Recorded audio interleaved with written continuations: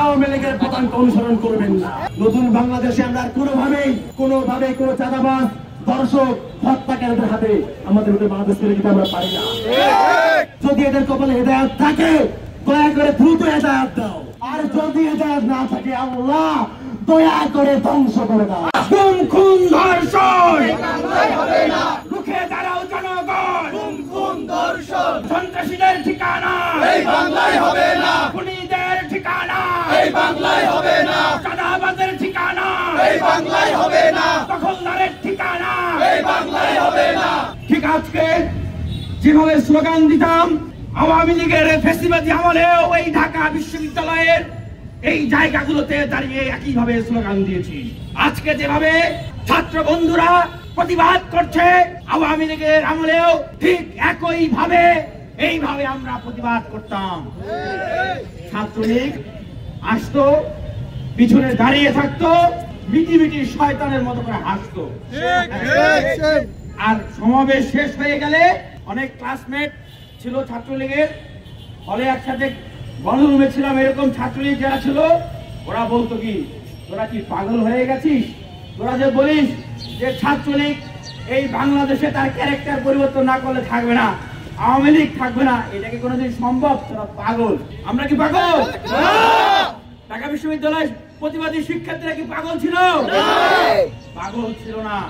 ঠিক আজও বলতে চাই, যারা নিজেদের রাজনীতির গুণগত পরিবর্তন আনতে পারছেন না, যারা নিজেদের দলের নেতা কর্মীদেরকে নিয়ন্ত্রণ করতে পারছেন না, তাদের উদ্দেশ্যে বলছি, আপনাদের শত্রু নয় আমরা, আপনাদেরকে বদদুয়া করতেছি না, কারণ দীর্ঘ 16 বছরে আপনারাও নির্যাতিত নিপীড়িত হয়েছেন।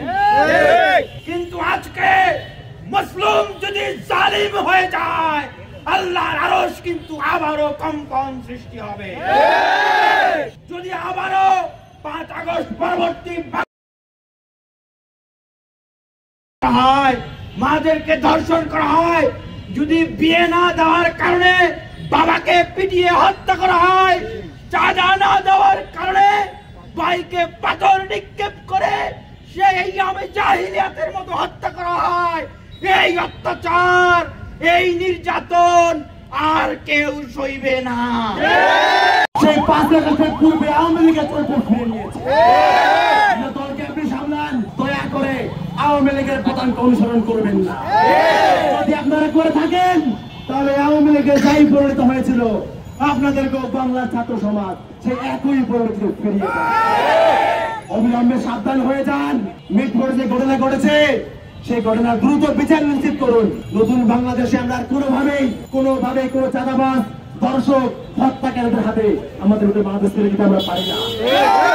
আসুন আমরা আল্লাহ তাআলার কাছে বলি, হে আল্লাহ, এরা জালিম জালিম জালিম, জালিমদের যে পরিণতি তুমি যুগে যুগে করেছো, নমরুদকে দেখিয়েছো, ফিরাউনকে দেখিয়েছো, সর্বশেষ খুনি আওয়ামী লীগকে দেখিয়েছো।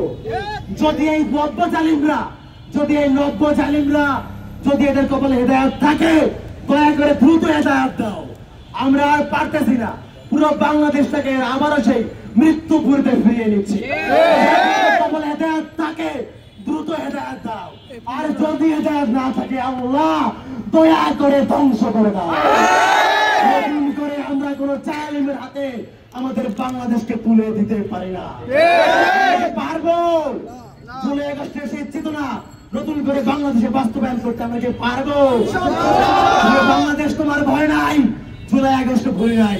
বাংলাদেশ তোমার ভয় নাই, 5ই আগস্টে ভুলি নাই। বাংলাদেশ তোমার ভয় নাই, গণ অভ্যুত্থানে ভুলি নাই। যদি নতুন করে বাংলাদেশের মাটিতে কেউ আওয়ামী লীগ হওয়ার চেষ্টা করে তাকে আওয়ামী লীগের মতোই পরিণতি তাকে ফিরিয়ে দেওয়া হবে।